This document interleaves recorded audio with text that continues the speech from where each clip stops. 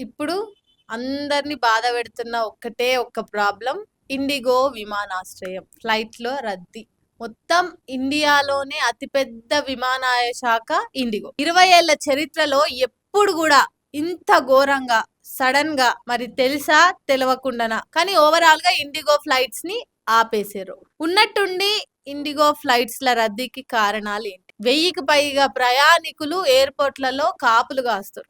చిన్న పిల్లలు, ముసలోళ్ళు, వృద్ధోళ్ళు ప్రతి ఒక్కరు వాటి గురించి క్లారిటీ లేకుండా విమానాలు ఎప్పుడు వస్తాయో తెలవకుండా ఎదురు చూపులు చూస్తున్నారు. విదేశాలకు వెళ్లాల్సిన వాళ్ళు, మన కంట్రీలోనే డిఫరెంట్ స్టేట్స్ కి వెళ్లాల్సిన వాళ్ళు ప్రతి ఒక్కరు ఏ ఎయిర్పోర్ట్ చూసినా మొత్తం ప్రయాణికులతోనే నిండిపోయింది. ఇండిగో సంస్థ 2 నెలల దాకా మేమేం చెప్పలేము, మేమేం చేయలేమని చేతులెత్తేసారు. ఎందుకు సడన్లీ? దేనికి అంటే కొన్ని అనుకోకుండా లేదంటే సడన్ గా చేసిన మార్పు. ఈ మార్పుల వల్లనే ఇప్పుడు ఇండిగో సంస్థ తీరని నష్టాలని ఫేస్ చేస్తుంది. ఇప్పుడు మన భారతదేశంలో ద బిగ్గెస్ట్ ప్రాబ్లం ఏమన్నా ఉందా అంటే సడన్ గా ఇండిగో ఆగిపోవడం. భారతదేశంలోనే అతిపెద్ద విమానయాన శాఖ ఇండిగో సంస్థ ఉన్నట్టుండి చేతులెత్తేసింది. 20 ఏళ్ల చరిత్రలో ఎప్పుడు కూడా ఇండిగో సంస్థ ఇంత ఘోరంగా ఇలాంటి ఒక రద్దుని ప్రకటించడం గాని, ఇట్లా ఉన్నట్టుండి ఫ్లైట్లని ఆపేయడం గాని ఎప్పుడు కూడా జరగలేదు. 1000కి పైగా విమానాలు రద్దయిపోయినాయి.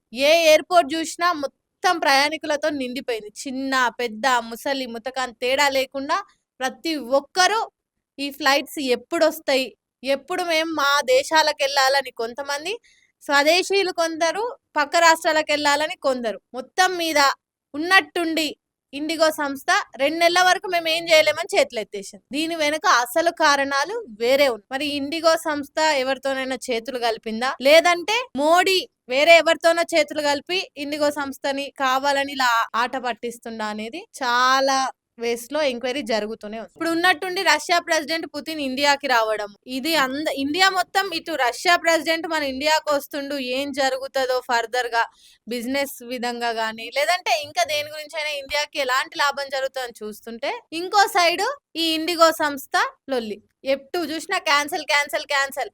ఒక 4-5 డేస్ నుంచి మొత్తం అంటే విమానాల్లో ప్రయాణం చేయాలనుకునే వాళ్ళకి క్యాన్సిల్ అనే పదం తప్ప ఇంకేది వినిపిస్తలేదు. దీని వెనుక బ్యాక్ స్టోరీ ఉంది అని కూడా కొన్ని గుసగుసలు వినిపిస్తున్నాయి. ఎందుకంటే ఉన్నట్టుండి రష్యా ప్రెసిడెంట్ ఇండియాకి రావడం, అప్పుడే ఇండిగో సంస్థ చేతులెత్తేయడం. దీని వెనుక ఏదైనా స్టోరీ దాగి ఉందా అంటే ఎస్, అవుననే సమాధానాలు వినిపిస్తున్నాయి. మామూలుగా ఏ డ్రైవర్ కైనా, అది ఊబర్ గానీ లేదంటే ఓలా గానీ ఆటో, క్యాబ్, ఎనీబడి ఎవరికైనా కొంత రెస్ట్ అనేది ఇంపార్టెంట్. అంటే ఏ టైంలో వర్క్ చేయాలి, ఏ టైంలో రెస్ట్ తీసుకోవాలి అనేది కొన్ని రూల్స్ ఉంటాయి. దానికి తగ్గట్టే సాగాలి. ఇప్పుడు ఈ విమానాలు నడిపే పైలట్స్ కి కూడా ఈ విమానాలు నడిపే పైలట్స్ కి కూడా ఈ టైం నుంచి ఈ టైం వరకే వర్క్ చేయాలి, వాళ్ళ మీద ఎక్కువ స్ట్రెస్ పెట్టొద్దు. ఒకవేళ వాళ్ళ మీద ఎక్కువ స్ట్రెస్ పెడితే కూడా, ఎందుకంటే ఇప్పుడు విమానాల్ని నడిపేది వాళ్ళే కాబట్టి అక్కడ యాక్సిడెంట్ జరగాలన్నా సేఫ్ ల్యాండింగ్ అవ్వాలన్నా 2 వాళ్ళ చేతిలోనే ఉంటాయి. కాబట్టి వాళ్ళ హెల్త్ అండ్ ఇంకోటి ఈ ఫ్లైట్ యాక్సిడెంట్స్ ఏవి ఎక్కువ జరగొద్దని వాళ్ళ హెల్త్ ని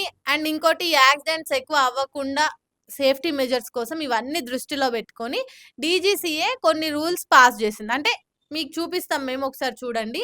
ఇవి కొత్త రూల్స్ అండ్ ఇవి పాత రూల్స్. అంటే పైలట్స్ కి ఇలా రూల్స్ మార్చింది. అంటే వీళ్ళు ఈ టైం నుంచి ఈ టైం వరకే వర్క్ చేయాలి, ఈ టైం నుంచి ఈ టైంకి రెస్ట్ తీసుకోవాలి, ఫ్లైట్ ఈ టైంలోనే నడవాలి, అండ్ పైలట్స్ ని కూడా ఎక్కువ హైర్ చేసుకోవాలని ఎప్పటి నుంచో ఈ డీజీసీఏ కొన్ని రూల్స్ చెప్పింది. దానికి మిగతా అన్ని విమాన సంస్థలు వాళ్ళ ప్రిపరేషన్స్ లో వాళ్ళు ఉన్నారు. కానీ ఈ ఇండిగో సంస్థ అనేది అక్కడ వాళ్ళ సీఈఓ ఏం చెప్పిండంటే, ఈ కొత్త రూల్స్ తీసుకొచ్చినంత మాత్రాన మాకేం ఫరక్ పడది, మేము రెడీగానే ఉన్నాం ఈ కొత్త రూల్స్ ని యాక్సెప్ట్ చేయడానికి అని ఆయన మాట్లాడిన మాట అది. మేము కొత్త రూల్స్ వచ్చినా మాకేం ఫరక్ పడదు, మేము రెడీగానే ఉన్నాం అనేది ఇండిగో సంస్థ మాట. కానీ తీరా ఇప్పుడు వచ్చేసరికి ఏమైంది, ఇప్పుడు ఉన్నట్టుండి ఏమైంది, వాంటెడ్లీ గవర్నమెంట్ మీద గేమ్ అని మనం ఎందుకు అనుకోవచ్చు అంటే, ఇండియాలో biggest and the most demanding విమానయాన సంస్థ ఏదైనా ఉందంటే అది ఇండిగో. మరి దీన్ని దృష్టిలో పెట్టుకొని వాళ్ళని ఏమంటారు, వాళ్ళ బిజినెస్ ని ఇంప్రూవ్ చేసుకోవడానికా లేకపోతే ఎందుకా తెలియదు కానీ ఇది ఓవరాల్ గా ఒక డ్రామా లాగానే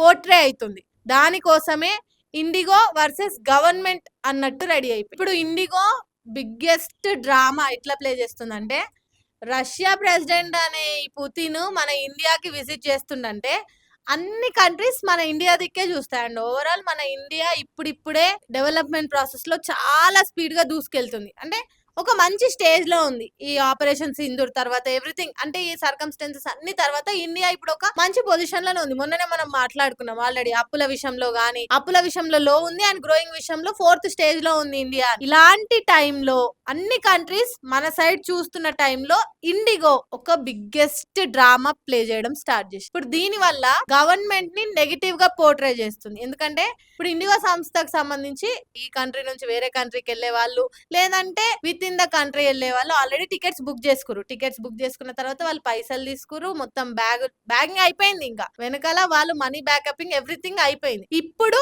ఎట్లా దెబ్బ తీయాలంటే వెన్నుపోటు పోవడం అంటారు కదా, అట్లనే కరెక్ట్ టైం కి అన్ని క్యాన్సల్ క్యాన్సల్ క్యాన్సల్. దీని వల్ల ఎవరికి చెడ్డ పేరు? గవర్నమెంట్ కి చెడ్డ పేరు. ఇప్పుడు ప్రతి ఒక్కరి నుంచి వచ్చే ఒకటే క్వశ్చన్, గవర్నమెంట్ ఏం చేస్తుంది? ఇంత చేస్తుంటే గవర్నమెంట్ ఏం చేస్తుంది? సో గవర్నమెంట్ ని బ్యాడ్ గా పోర్ట్రే చేయాలనేదా లేదంటే వాళ్ళ సంస్థ బెనిఫిట్స్ కోసం ఓవరాల్ గా తెలియదు కానీ ఇండిగో ఈ గేమ్స్ ప్లే చేయడం స్టార్ట్ చేసింది. ఇప్పుడు గవర్నమెంట్ కి చెడ్డ పేరు వస్తుంది కాబట్టి ఈయన విమాన కేంద్ర మంత్రి రామ్మోహన్ నాయుడు ఏం చెప్పిండు, దీన్ని మేము హోల్డ్ లో పెడుతున్నాం. సో దీన్ని హోల్డ్ లో పెట్టడం వల్ల ఏమైంది? వాళ్ళకి రెస్ట్ దొరుకుతుంది. ఇప్పుడు ఇక్కడ హోల్డ్ లో పెట్టడం వల్ల ఏమైపోయింది? గవర్నమెంట్ 4 అడుగులు వెనకకేయాల్సి వచ్చింది. అంటే వాళ్ళే గెలిచిర్రు, వాళ్ళే గెలిచేలాగా చేసుకురు.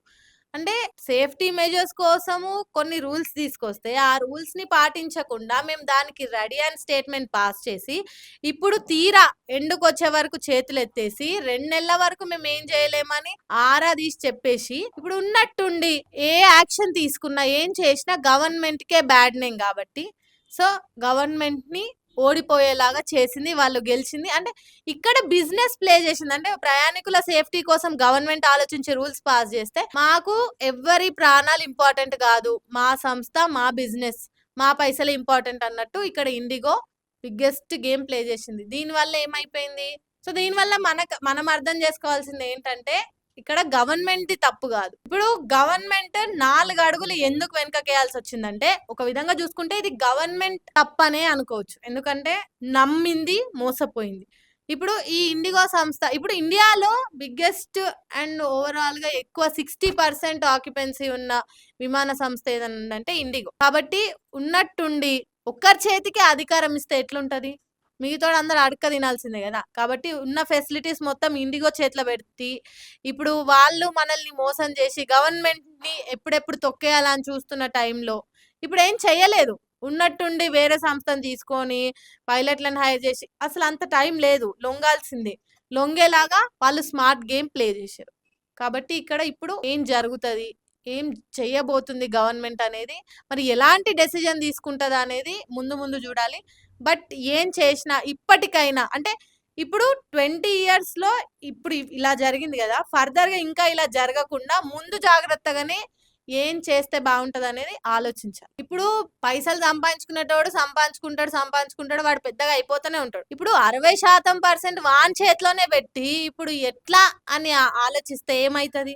కాబట్టి కొత్త ఎంటర్‌ప్రెన్యూర్స్ కి ఛాన్స్ ఇవ్వాలి. గవర్నమెంట్ ఒక్కని చేతిలోనే పెట్టి అంతా తీసుకొని ఒక్కని చేతిలోనే పెట్టి ఎట్లా అని అంటే వాడు ఇప్పుడు గవర్నమెంట్ ని మోసం చేసిండు. ఇలాంటి పరిస్థితి ముందు ముందు రాకుండా ఉండాలంటే ఇప్పటి నుంచే తీసుకోవాల్సిన జాగ్రత్తలు తీసుకోవాలి. ఈ ప్రాబ్లం 2 నెలల తర్వాత సాల్వ్ అవుతుందేమో కానీ వాడు సేమ్ రిపీట్ చేయకుండా ఉండాలంటే గవర్నమెంట్ అంతకన్నా డబల్ 4 అడుగులు ఎట్లయితే వెనకకేసిందో అంతకన్నా స్పీడ్ తోని వాళ్ళకి అంతే గట్టిగా ఆన్సర్ చెప్పేలాగా గవర్నమెంట్ ముందు ముందు ఇంకా సేఫ్టీ మెజర్స్ తీసుకోవాలి. మరి దాని గురించి సెంట్రల్ గవర్నమెంట్ ఏం ఆలోచన తీసుకుంటది? మోడీ తెలివైనోడు అని చెప్పి ప్రపంచ దేశాలు మొత్తం ఇప్పుడు భారతదేశం వైపు చూడడం స్టార్ట్ చేసినాయి. ఇప్పటికైనా మోడీ రియలైజ్ అయ్యి ఒక బెటర్ డెసిజన్ తీసుకుంటే బాగుంటది.